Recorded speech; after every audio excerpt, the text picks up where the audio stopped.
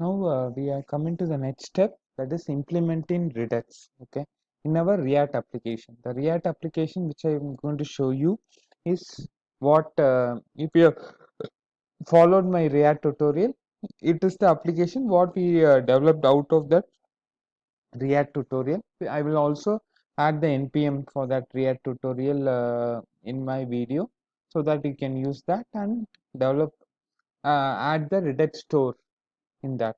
So this is the application I have. I will also show you the application.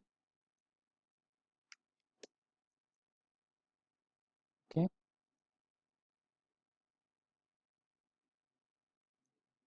so this is my application we developed in our React tutorial. So here if you see all our the states are being maintained in the class level. Okay, now we will try to expose it to the React store, Redux store, sorry. So to make it work with Redux, what is the initial step we have to do?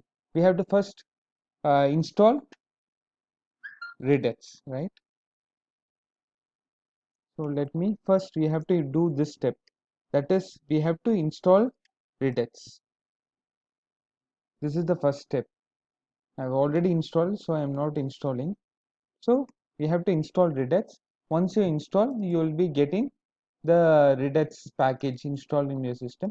Once you receive that, once you install that, then you can go to your index.js page and you use that create store for creating the application, create store for creating a Redux store. Okay, and what should be inside this? As we saw in our previous video, we have to add a reducer here. So the next step will be to add a reducer. So we can go ahead and create a folder called reducer.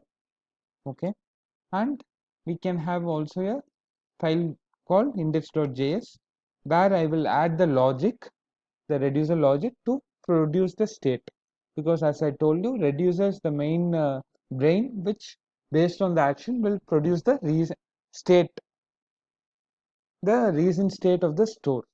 Okay, so we can if you we can actually copy whatever we created previously and copy it here. Okay, okay, this is how it should be. The initial state, maybe in our application I will start with changing the username first. Okay, so I will try to bring in the username alone first. So let me first start with the username. Later we will add all the states, which is a empty username. Okay, and this will be my initial state. I've already said that. And if the action dot type equal to maybe set user, I will ask it to change the state. Okay,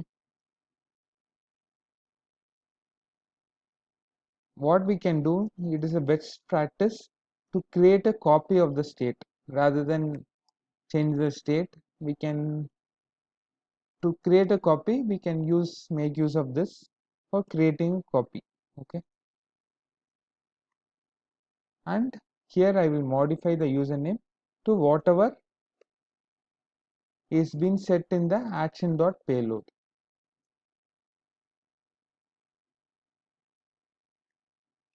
And I will return the state now. So this I have done just for taking a copy of the state, and then I am changing the user in that, if it is going to be set user. Else I will return the, if I don't have any actions matching my thing, I will have a return a the initial state, which is the username with the empty thing.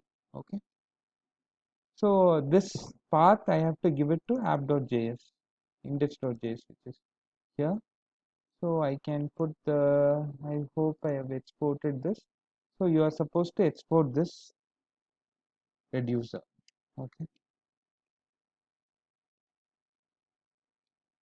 you can have it like this itself, and you can add a statement at last. Export default reducer. Okay. Now I will import it here. I will just maybe we'll see whether it is coming automatically. So it got auto imported. You can see that. So this will return me the store, right? So this is where I have created the store. Now I have created the store and I have to call the action to the store. For that, the first step will be to add this store to our React application. The React is different, Redux is different. These are two different entities. Okay.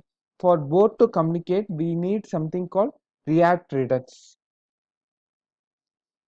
We will see it in the we will see an introduction about React Redux and then we will try to implement that. That will be better. So therefore, just bridging these two entities, the React and Redux, we have one other package called React Redux, which we need to install. Okay. Before trying to bring in that React Redux into our application, let's have an introduction. Okay.